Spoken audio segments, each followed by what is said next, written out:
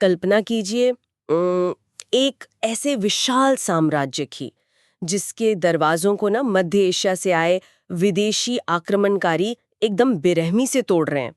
बाहर भयंकर खून खराबा मचा हुआ है और महल के अंदर खुद की माँ की हत्या की एक भयानक और खामोश साजिश रची जा रही है। बिल्कुल। मतलब चारों तरफ आग लगी है, एक पूरी की पूरी सभ्यता ढहने की कगार पर है और इन सबके बीच जो जो इकलौता वारिस है ना, जिसके हाथ में ढाल और तलवार होनी चाहिए, उसे राजा ही नहीं बनना है।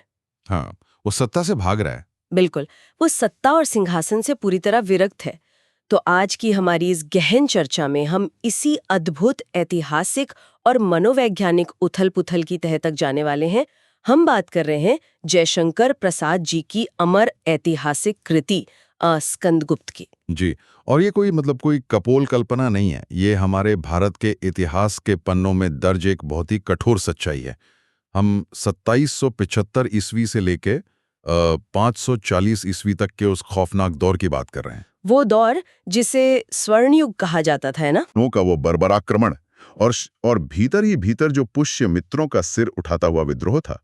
मतलब ये एक ऐसा समय था जब केवल तलवारों से युद्ध नहीं लड़े जा रहे थे, इंसानी दिमाग के भीतर भी एक अलग ही कुरुक्षेत्र सजा हुआ था। सही बात है।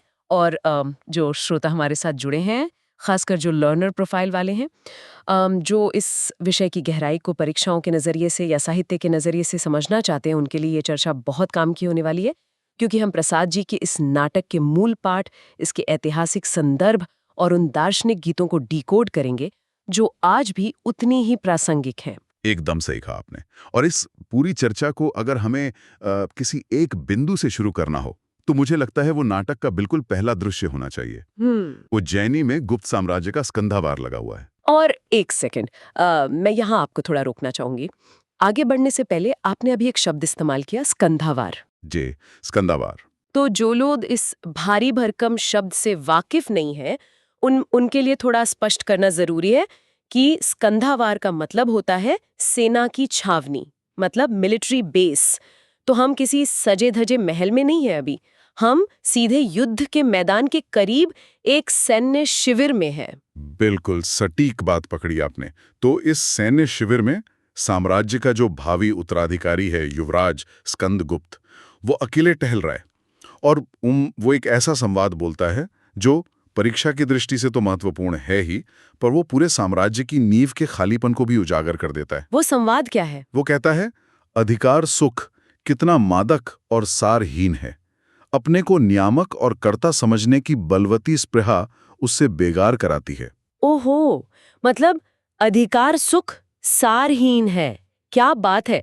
जिस सत्ता के लिए, जिस ताज के लिए दुनिया एक दूसरे का गला काटने को तैयार बैठी है, वो ताज स्कंदगुप्त को एकदम खोखला लग रहा है। बिल्कुल, उसे उसमें कोई दिलचस्पी नहीं है। अगर इसे हम आज के दौर की किसी स्थिति से जोड़कर देखें, तो ये कुछ ऐसा लगता है जैसे किसी बहुत बड़ी मल्टीनेशनल कंपनी का सबसे होनहार उत्तराधिकारी हो, जिसे सीईओ की कुर्सी से कोई मोह नहीं है।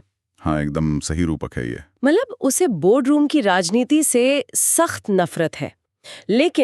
लेकिन पेंच ये है कि केवल वही एक इंसान है जो उस कंपनी को दिवालिया होने से बचा सकता है। स्कंदगुप्त की स्थिति भी यही है ना? हाँ, बिल्कुल यही है। और यहाँ दिलचस्प बात यह है कि प्रसाद जी का यह नायक कोई ठेठ सत्ता का भूखा राजा नहीं है।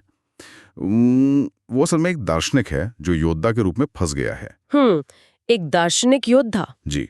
और इसी दृश्य में जब मगध के महानायक पर्णदत्त वहां आते हैं, वो काफी वृद्ध और अनुभरी हैं, तो वे स्कंदगुप्त की इस विरक्ति को देखकर घबरा जाते हैं। जाहिर सी बात है, अगर उत्तराधिकारी ही वैराग्य की बातें करेगा तो सेनापति तो घबराएगा ही। बिल्कुल, उन्हें लगता है कि अगर उत्तराधिकारी ही ऐसा सोचने लगा तो इस देश का क्या होगा।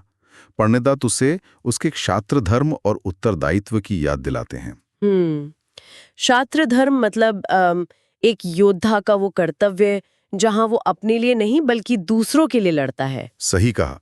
पर्णदत्त उसे समझाते हैं कि तुम खुद को इस राज्य का मालिक मत समझो, बल्कि इसके रक्षक बनो। त्रस्त प्रजा की रक्षा करना तुम्हारा परम धर्म है। और यही वो क्षण है जहाँ स्कंदगुप्त का दार्शनिक मन एक जिम्मेदारी को स्वीकार करता है।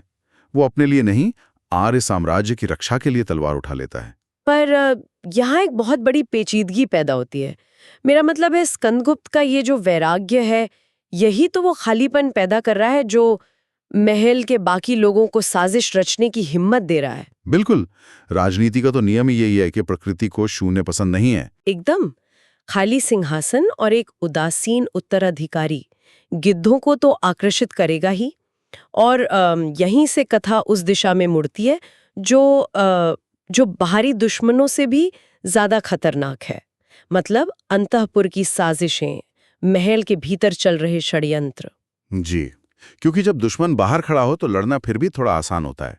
आपको पता है कि तीर कहाँ से आ रहा है। हाँ, सामने वाले पे वार करना है। लेकिन जब खंजर आपके अपनों के ही हाथों में हो तो कोई ढाल काम नहीं आती। इस समय साम्राज्य के जो सम्राट हैं कुमारगुप्त, वे पूरी तरह से विलासिता में डूबे हुए हैं। प्रशासन पर उनका कोई नियंत्रण नहीं है। और उनके इसी अंधेपन का फायदा कौन उठा रहा है? उनकी छोटी रानी अनंत देवी। बिल्कुल, और यहीं पर देवकी और अनंत देवी का टकराव सामने आता है। देवकी, जो स्कंदगुप्त की माता हैं, और बड़ी रानी है, वे सहनशीलता की मूरत हैं। क्षमा और वात्सल्य का प्रतीक है वो। जी, और इसके ठीक विपरीत है अनंत देवी। उसे बस सत्ता चाहिए। वो अपने पुत्र पुरुगुप्त को गद्दी पर बैठाना चाहती है, और इसके लिए वो किसी भी हद तक जाने को तैयार है। अनंत देवी सेना के सर्वोच्च सेनापति भट्टार्क और एक बौद्ध कापालिक प्रपंच बुद्धि के साथ मिलकर एक खतरनाक साजिश रचती है। एक सेकंड, ये जो कापालिक होते हैं, ये वही तांत्रिक है ना जो इंसानी खोपड़ियां धारण करते हैं? हाँ बिल्कुल, ये रहस्यमयी अघोरी किस्म की साधनाएं करते थे। प्रपंच बुद्धि एक ऐसा ही पात्र है जो धर्म का चोला ओढ़कर राजनीति खेल रहा है। बाप रे। तो अनंत देवी इन दोनों के साथ मिलकर सीधे देवकी की हत्या की योजना बनाती है। वो दृश्य सच में रोंगटे खड़े कर देता है, जहां देवकी बस मृत्यु के बिल्कुल करीब होती है, और तभी अचानक स्कंदगुप्त आकर अपनी माता के प्राण बचा लेता है। पर यहाँ मुझे एक बात खटकती है। मतलब अक्सर हम जब कहानी पढ़ते हैं तो अनंत देवी या सेनापति भट्टार्क को बस एक जन्मजात खलनायक मान लेते हैं। हाँ। है ना? उन पर बुराई का ठप्पा लगा दिया जाता है। हाँ, साधारण तौर पर लोग यही सोचते हैं। लेकिन अगर इसे हम थोड़ी गहराई से देखें तो क्या ऐसा नहीं लगता कि ये लोग सिर्फ खलनायक नहीं है, बल्कि वे उस समय की अस्थिर राजनीति की एक तरह से स्वाभाविक उत्पाद है, बाय प्रोडक्ट है। जब सत्ता के शीर्ष पर बैठा राजा खुद कमजोर हो तो उस शून्य को भरने के लिए लोग तो आगे आएंगे ही। ये बहुत ही पैनी दृष्टि है आपकी। और सच कहूं तो प्रसाद जी की लेखनी की महानता ही यही है कि उन्होंने किसी भी पात्र को पूरी तरह से ब्लैक एंड व्हाइट नहीं रखा है। सब में कुछ ग्रे शेड्स हैं। बिल्कुल। भट्टार कोई मामूली सड़क छाप गुंडा नहीं है। वो एक अत्यंत वीर और कुलीन योद्धा है, लेकिन उसकी महत्वाकांक्षा उसे ले डूबती है। और अनंत देवी की बात करें तो हर माँ अपने बेटे को राजा बनते देखना चाहती है। हाँ, ये एक सहज मानवीय भावना है। जी, लक्ष्य शायद सामान्य हो, लेकिन उसे पाने के लिए वे जिन गलत रास्तों का चुनाव करते हैं, जैसे कि हत्या, देशद्रोह, वो उन्हें पतन के गर्त में ले जाता है। और गलत रास्तों के इस चुनाव का सबसे भयानक परिणाम अगर किसी पात्र में दिखता है तो वो विजया है। विजया का चरित्र मुझे बहुत दिलचस्प लगता है। विजया मालव के धन कुबेर की बेटी। हाँ, वो भौतिकवाद और धन संपत्ति के घमंड में इतनी अंधी है कि उसे हमेशा बस शक्ति के केंद्र के इर्द गिर्द रहना है। शुरुआत में वो स्कंदगुप्त की ओर आकर्षित होती है क्योंकि वो युवराज है, लेकिन जैसे ही उसे लगता है कि सत्ता भट्टार्क के हाथ में जा रही है, वो उधर पलट जाती है। विजया का चरित्र हमें बताता है कि बिना किसी सिद्धांत के केवल महत्वाकांक्षा इंसान को कहाँ ले जाती है। वह इस जाल में इतना उलझ जाती है कि बाद में उसे भयानक पछतावा होता है। हाँ, और वापसी का कोई रास्ता नहीं बचता। बिल्कुल। और अंततः वो उसी पछताव की आग में जलते हुए आत्महत्या कर लेती है। गलत रास्तों का चुनाव हमेशा आत्मविनाश की ओर ही ले जाता है। बिल्कुल सही बात है। लेकिन इन सब के बीच एक ऐसी स्त्री पात्र भी है जो विजया के एकदम उलट है। देवसेना, मालव की राजकुमारी। देवसेना। देवसेना मतलब प्रेम और त्याग का वो शिखर है जिसे छू पाना आम इंसान के बस की बात ही नहीं है। वो स्कंदगुप्त से निस्वार्थ प्रेम करती है, पर उसे बांधने की कोशिश कभी नहीं करती। देवसेना वास्तव में इस पूरे नाटक का नैतिक केंद्र है। वह इन महलों की साजिशों से दूर राष्ट्र सेवा का मार्ग चुनती है। और यहाँ एक और बात गौर करने वाली है। नाटक में धात्रसेन यानी कुमारदास का एक प्रसंग है जहां वह कहता है कि स्त्री की मंत्रणा बड़ी अनुकूल और उपयोगी होती है। अरे वाह, मतलब उस दौर की राजनीति में स्त्रियों की भागीदारी और उनकी बौद्धिक क्षमता को बाकायदा मान्यता प्राप्त थी। बिल्कुल, वे नीतियां तय करने में अहम भूमिका निभाती थी। अब राजनीति के इन दांव पेचों से थोड़ा आगे बढ़ते हैं, क्योंकि यहाँ मामला सच में बहुत रोचक हो जाता है। जब ये साजिशों की फुसफुसाहटें और तलवारों की खनक बहुत ज्यादा बढ़ जाती हैं, तब इंसान अपनी भावनाएं कैसे व्यक्त करे? तब कविता और गीत सामने आते हैं। एकदम। नाटक के वो प्रमुख गीत जो श्रोताओं और पाठकों के मन में सबसे ज्यादा ठहरते हैं। मुझे मातृगुप्त यानी जो असल में कवि कालिदास हैं, उनका वो संवाद बहुत पसंद है, कविता करना अनंत पुण्य का फल है। क्या बात है। मतलब ये गीत केवल मनोरंजन के लिए नहीं है। जब शब्द कम पड़ जाते हैं और भावनाएं उफान पर होती हैं, तब ये गीत कथा को आगे बढ़ाते हैं। अगर हम इसे बड़ी तस्वीर के साथ जोड़कर देखें तो प्रसाद जी के नाटकों में ये गीत प्राचीन यूनानी नाटकों के कोरस की तरह काम करते हैं। कोरस मतलब जो सामूहिक रूप से पीछे गाते हैं। जी हाँ, वे मंच पर चल रही घटनाओं पर एक तरह से समाज की अंतरात्मा की प्रतिक्रिया देते हैं। उदाहरण के लिए नर्तकियों का वो गीत देखिए, न छेड़ना उस अतीत स्मृति से खींचे हुए बीन तार कोकिल। ये पंक्ति बीते हुए गौरव और वर्तमान की पीड़ा को कितने सुंदर ढंग से दर्शाती है। बिल्कुल। और परीक्षा के नजरिए से जो सबसे महत्वपूर्ण गीत है वो है नागरिकों या समूह का गीत। विमल स्वातंत्र का बस मंत्र फूको। हाँ, देश की दुर्दशा निहारोगे, डूबते को कभी उबारोगे। ये गीत तो एकदम रोंगटे खड़े कर देता है। ये गीत इसलिए खास है क्योंकि ये केवल गुप्त काल की आजादी की बात नहीं कर रहा है। प्रसाद जी ये नाटक 1928 के आसपास लिख रहे थे। अच्छा, मतलब जब हमारा भारत अंग्रेजों का गुलाम था, स्वाधीनता संग्राम चल रहा था। बिल्कुल। वे हूणों के रूपक का इस्तेमाल करके असल में तत्कालीन भारतीयों को ब्रिटिश साम्राज्य के खिलाफ जगा रहे थे। अतीत के आवरण में वर्तमान को जगाने का काम कर रहे थे वो। क्या कमाल की बात है।